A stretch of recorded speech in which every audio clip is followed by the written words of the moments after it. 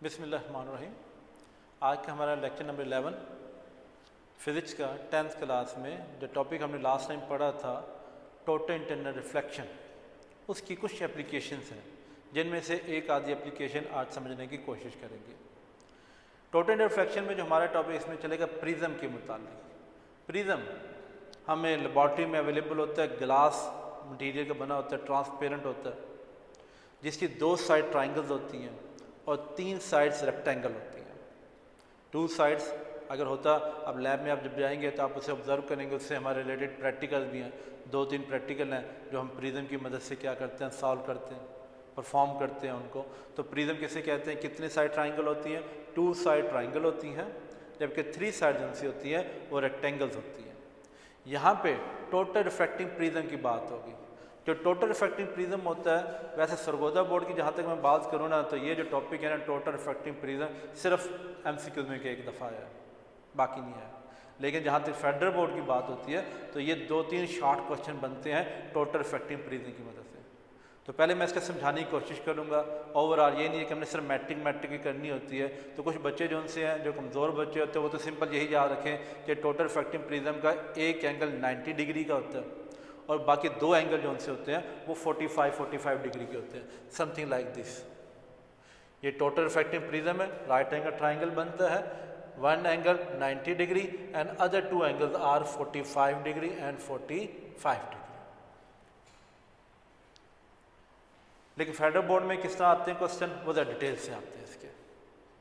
मसलन ये total refracting prism है जिससे एक एंगल कितने डिग्री का बेटा, 90 डिग्री, और बाकी जो उनसे होते हैं 45 डिग्री के होते हैं सरगोदा बोर्ड। लेकिन ये किस मकसद पर इस्तेमाल किया जाता है, कहाँ कहाँ इस्तेमाल किए जाते हैं, इसकी एप्लीकेशन कैसे टोटल इंटरनल रिफ्रैक्शन को ये ओबे करते हैं, उसके समझने के लिए थोड़ा सा डिटेल में बात करेंगे। हमने बात की थी कि अगर मेरे पास कोई रे है और वो तिरछी अगर आती है, ऑब्लिकली आती है, तो बेंड कर जाती है अपने पास से।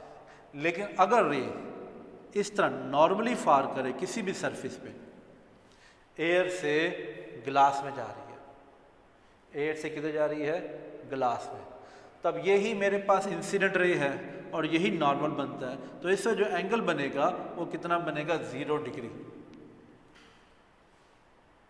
तो अगर कोई रे नॉर्मली फार करती है किसी सरफेस पे तो वो स्ट्रेट पास कर जाएगी विदाउट एनी डेविएशन।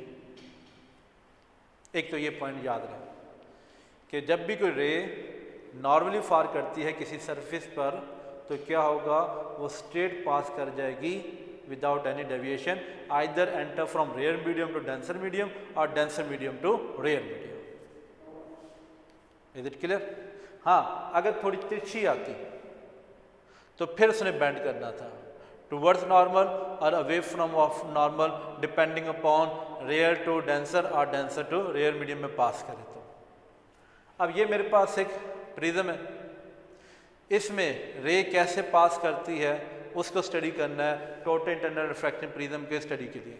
कि अगर ये मेरे पास कोई ऑब्जेक्ट है ए बी, अब यहाँ से रे मूव करेगी प्रिज्म की तरफ, तो अगर मैं बी हेड से अगर रे लेकर चलूँ और यहाँ पे जब आती है रे इस प्रिज्म पे, तो ज़रा देखें कितना एंगल बन रहा है इसका, ये इस पर नॉर्मली फार कर रही है। तो जब नॉर्मली फार करेगी तो इसमें से स्ट्रेट पास कर जाएगी विदाउट एनी डेविएशन और रे जाके इस पॉइंट पे स्ट्राइक करेगी।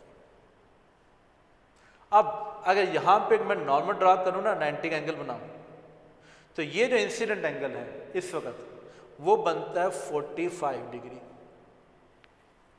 क्योंकि ये आप लॉज अप्लाई कर सकते हैं मैथमेटिक्स के थ्योरम्स के। ये इस वक्त नॉर्मली फार की थी 90 एंगल पे विदाउट डेविएट पास करके, जब सरफेस पे स्ट्राइक किया तो ये इस एक्सटर्नल एंगल 45 का, तो ये भी कितने का होगा, हमारे 45 डिग्री का होगा। अब देखा जाए कि लास्ट टाइम जो उनसे मैंने 10वां लेक्चर था उसमें मैंने कुछ क्रिटिकल एंगल के नाम दिए थे आपके, कितने कितने क्रिटिकल एंगल हैं। तो दोबारा रिपीट कर देता हूँ, मेरे पास क्रिटिकल एंगल ऑफ डायमंड वो था 24 degree, critical angle of water वो था मेरे पास 48.8 डिग्री, या इसको 49 डिग्री भी लिख दिया जाता है। और जबकि ग्लास का, शीशे का जो क्रिटिकल एंगल होता है वो होता है 42 डिग्री, और इस वक्त इंसिडेंट एंगल कितना है 45 डिग्री। क्योंकि ये प्रिज्म किसका बना हुआ है, ग्लास का। ग्लास का क्रिटिकल एंगल कितना होता है 42 डिग्री, इंसिडेंट एंगल कितना है 45 डिग्री। तो इस वक्त जो इंसिडेंट एंगल है क्रिटिकल एंगल से बढ़ गया, 45 डिग्री जो सा होता है 42 डिग्री से ग्रेटर है। तो अगर इंसिडेंट एंगल क्रिटिकल एंगल से बढ़ जाता है तो क्या रे दूसरे मीडियम में जाएगी? नहीं, बल्कि इसने वहीं से रिफ्लेक्ट होना है। जितना एंगल ऑफ इंसिडेंट है उतना ही बनेगा एंगल ऑफ रिफ्लेक्शन 45 डिग्री, और ये इस साइड पे मूव कर जाएगा। इसकी रिफ्लेक्शन होगी, रिफ्रैक्शन नहीं होगी। अब दोबारा जब ये रे इस सरफेस से पड़ी है तो इसका एंगल कितना बना है 90 डिग्री। विदाउट डेविएशन ये यहाँ से क्या कर जाएगी, पास कर जाएगी। तो ये जो बाकी थी चीज़ें वो मैं रेज कर देता हूँ ताकि सिर्फ यही रही डायग्राम, ताकि आप मिक्सअप ना हो। रे 90 डिग्री स्ट्रेट पास कर गई, फॉल किया 45 डिग्री पर, जो कि इंसिडेंट एंगल बन गया क्रिटिकल एंगल से ज़्यादा। इसने रिफ्लेक्शन हुई या रिफ्रैक्शन नहीं हुई, और सेकंड सरफेस पे जाके फॉल करता है, फिर नॉर्मली बन जाता है, स्ट्रेट पास कर जाएगी। तो यहाँ जो शख्स खड़ा हुआ है या मैं खड़ा हुआ हूँ, तो ये जो हेड है इस साइड से पास होने के बाद मुझे हेड यहाँ पे नज़र आएगा। अब सेम एज इट टेल से अगर बात की जाए तो टेल से रे पहले सेम पास करेगी स्ट्रेट, इसी तरह सेम पैटर्न पर स्ट्रेट जाएगी और फिर यहाँ से बेंड हो जाएगी डाउनवर्ड। तो इधर टेल बनेगी और इधर क्या बनेगा, हेड बनेगा। तो ये जो ऑब्जेक्ट ए बी था, यहाँ पे मुझे ए डैश बी डैश कुछ इस फॉर्म में नजर आएगा कि पहले था इधर, लेकिन नज़र यहाँ पे किस तरह आ रहा है, समथिंग लाइक दिस।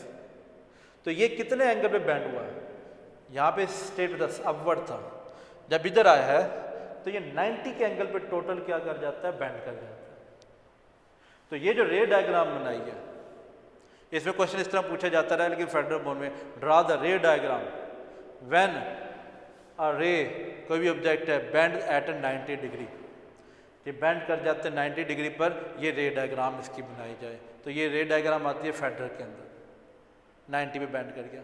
और इस तरह के दो प्रिज्म, साइड पे आप देखेंगे डायग्राम बनेगी, इस तरह के दो प्रिज्म इस्तेमाल किए जाते हैं पेरिस्कोप में। अब पता नहीं पेरिस्कोप क्या चीज़ होती है। अब पेरिस्कोप जो सा होता है, हमारे पास इस तरह के जी शेप की पाइपलाइंस होती हैं जिनके अंदर दो प्रिज्म इस्तेमाल किए जाते हैं, एक इस बैंड पर और एक इस बैंड पर। और ये ज़्यादातर सब मैरीन में आप दो जोन से होते हैं, उसमें नीचे समुंदर के नीचे बैठे हुए होते हैं जो कमांडर्स होते हैं, और उनके साथ ये पाइप से लगा होता है, कैमरा से लगा होता है, और इस पाइप के ज़रिए सरफेस पे जो भी कुछ हो रहा हो वो देख सकते हैं आसानी से। या एक दीवार के नीचे बैठे हुए हैं और दीवार के ऊपर, यानी खंदक उन्होंने खोदी हुई होती है जंगों के दरमियान, वो नीचे बैठ के आसानी से इस पाइप के ज़रिए इस जगह बैठकर ऊपर की तरफ देख सकते हैं कि कौन आ रहा है कौन नहीं आ रहा है, या जो फौज है वो किस साइड पर है दुश्मन की, ताकि उन पर आसानी से क्या किया जा सके, फायर किया जा सके नीचे आराम से बैठ के। तो सब मैरीन में, आप दोस्त में, कैनन वगैरह में ये सारी चीज़ें इस तरह की लगी होती है पेरिस्कोप, जो हम नीचे बैठ के आसानी से ऊपर के व्यू देख सकते हैं। और कितने प्रिज्म इस्तेमाल किए जाते हैं, दो प्रिज्म इस तरह के इस्तेमाल किए जाते हैं जो 90 एंगल पे क्या करते हैं, बेंड करते हैं। टोटेंट एंड रिफ्रैक्टिव प्रिज्म की ये एक एग्जांपल थी, जब बॉडी किस एंगल पे बेंड कर जाता है, 90 डिग्री पे बेंड करता है। इसी के साथ एक और यहाँ पे डायग्राम बनी हुई है कि अगर हमारे पास 180 डिग्री पे बेंड करें तो फिर क्या होगा। अब 180 डिग्री पे बेंड करने के लिए जो नेक्स्ट डायग्राम है वो कुछ इस तरह बनी हुई है कि ये 90 का एंगल था और प्रिज्म को इस तरह रखा गया, ऑब्जेक्ट यहां प्लेस किया गया, ये मेरे पास के ऑब्जेक्ट है A B. Ray diagram draw करनी है, सेम है। बी से जो रे एंटर होगी इस प्रिज्म के अंदर, बताइए कितना एंगल बन रहा है, 90 डिग्री। क्या डेविएट करेगी? नहीं। जब नॉर्मल फॉल करती है तो डेविएट नहीं करती, बल्कि उसमें से क्या होता है, स्ट्रेट पास कर जाती है। यहां से ये रे स्ट्रेट पास कर गई। अब ये जो एंगल ऑफ इंसिडेंट बना यहाँ पर, ये कितना बना, 45 डिग्री, जो क्रिटिकल एंगल से क्या है, ज़्यादा है। तो ये रे सेकेंड मीडियम में नहीं जाएगी, बल्कि इसी मीडियम में बेंड होगी, इसी मीडियम में रिफ्लेक्ट होगी, जितना एंगल ऑफ इंसिडेंट है उतना एंगल ऑफ रिफ्लेक्शन बनेगा, और रिफ्लेक्शन में 45 बनेगा, तो ये 90 एंगल टोटल बन जाता है, 45 45 90 डिग्री। अब रे ने इस साइड में मूव करना शुरू कर दिया। अब फिर दोबारा देख, क्या ये 90 का एंगल बनता है? बिल्कुल भी नहीं। 45 एंगल दोबारा बनेगा, फिर दोबारा 45 एंगल बना,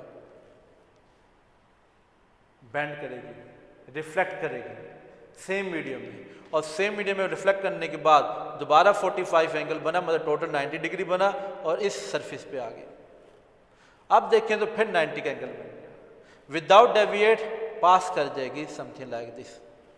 तो इधर जो हेड है वो यहाँ हेड बनेगा। अब टेल से भी यही प्रोसीजर होगा, टेल से स्ट्रेट पास कर गई, 90 एंगल में बेंड कर गई, और दोबारा 90 एंगल में बेंड करने के बाद इधर आ गई। तो यहाँ टेल आना है और यहाँ पे क्या आना है, इसका हेड आना है। यानी जो जो ऑब्जेक्ट पहले इस तरह पड़ा हुआ था, इस साइड पे टोटल इंटरनल रिफ्लेक्शन के बाद जब पास आउट हुआ दोबारा से, तो वो ऑब्जेक्ट इस तरह नजर आ रहा है।